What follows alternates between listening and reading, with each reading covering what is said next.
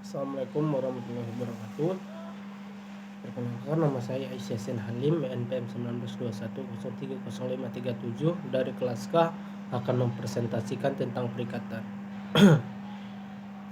Bab 1, pengertian perikatan. Istilah perikatan dalam bahasa Belanda disebut dengan istilah verbintenis.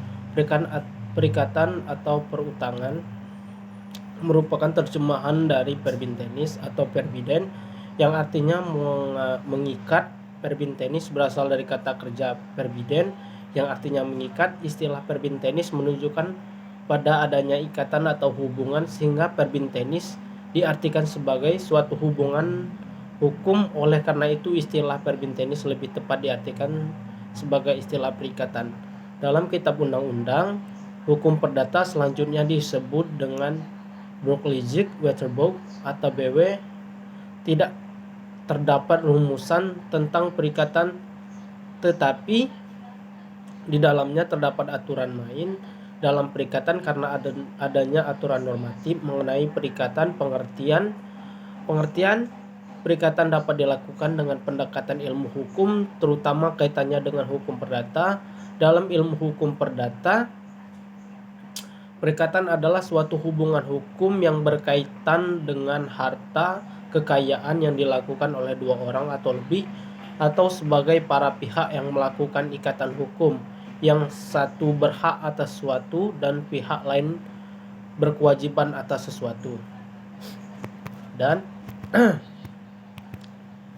yang B adalah dasar hukum perikatan. Dasar hukum perikatan diatur dalam buku 3 Kitab Undang-Undang Hukum Perdata sejak 1950 setelah bab 7 dan bab 7A. Jadi ada bab 19 dikalsifikasikan menjadi dua macam, yaitu satu umum yaitu bab 1, 2, dan 4, khusus yaitu bab 3, 5 sampai dengan 18. Dalam pasal 1233 BW dikatakan bahwa tiap-tiap perikatan dilahirkan baik karena persetujuan maupun karena undang-undang.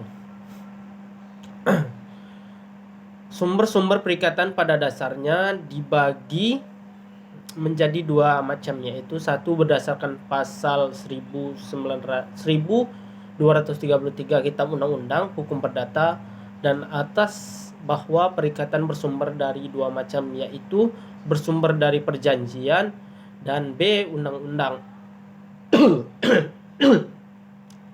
Berdasarkan fakta hukum, yaitu putusan hakim. Putusan hakim adalah putusan sudah mempunyai kekuatan hukum tetap. Bukan putusan hakim mengikat para pihak dan pihak ketiga yang mendapat keuntungan dari putusan itu. Putusan hakim merupakan sumber perikatan karena menimbulkan kewajiban kepada seseorang untuk memenuhi suatu prestasi. B. Moral. Perikatan moral terbentuk dalam perikatan alamiah. Perikatan alamiah terdiri atas 3 macam, yaitu perikatan yang berdasarkan ketentuan undang-undang atau berkehendak para pihak sejak semula tidak mempunyai hak penuntutan. Contoh pasal 1788 KUH Perdata seperti hutang yang timbul karena perjudian. 2. Perikatan yang berasal dari moral, yaitu sifatnya mendesak. Contoh orang yang menemukan dompet kemudian mengembalikannya tidak bisa menuntut si pemilik dompet untuk membayar kepadanya sejumlah uang. Yang ketiga, perikatan yang semula perikatan perdata kemudian karena penjuring menjadi perikatan moral. Contohnya pasal 1967 sampai dengan 1975.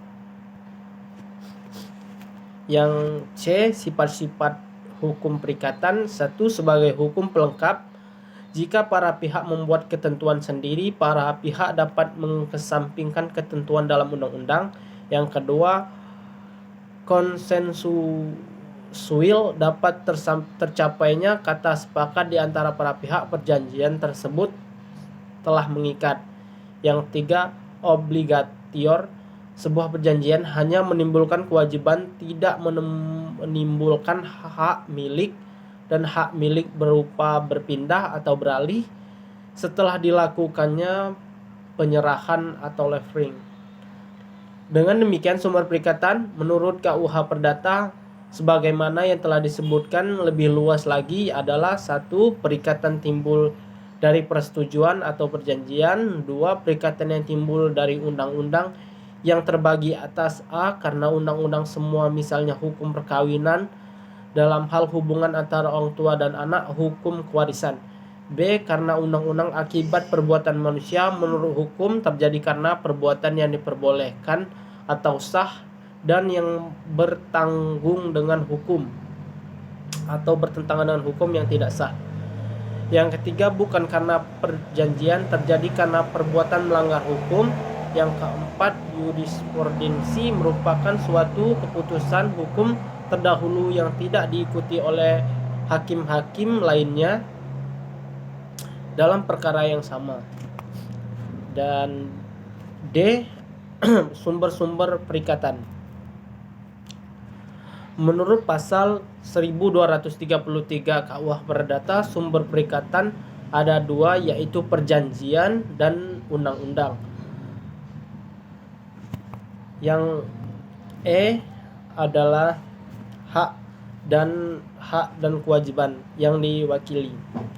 Pihak berkepentingan wajib memenuhi perkara yang dibuat oleh atau diwakili itu atas namanya membayar ganti kerugian atau pengeluaran yang telah dipenuhi oleh pihak untuk memutuskan keputusan itu. Pasal 1357 KUH Perdata, orang yang berkepentingan berhak atas kepentingan pembayaran ganti kerugian atau pengeluaran itu yang disebabkan oleh kesalahan,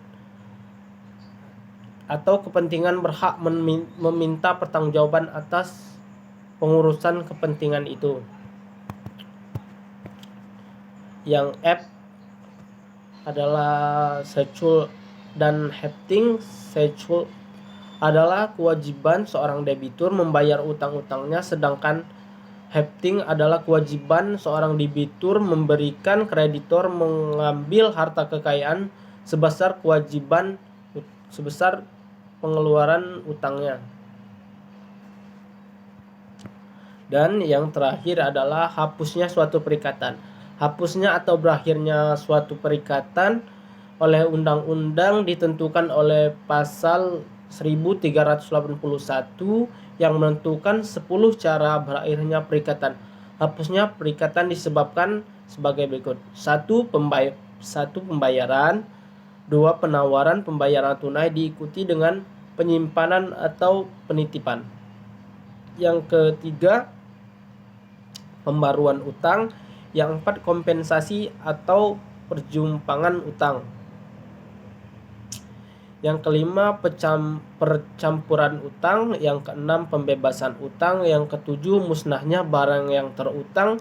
Yang ke-8, kebatalan atau pembatalan. Yang ke-9, berlakunya syarat batal. Dan yang ke-10, terlalunya waktu utang. Baiklah, mungkin ini saja yang bisa saya presentasikan. Lebih dan kurangnya saya mohon maaf. Wabillahi taufiq wal hidayah. Wassalamualaikum warahmatullahi wabarakatuh.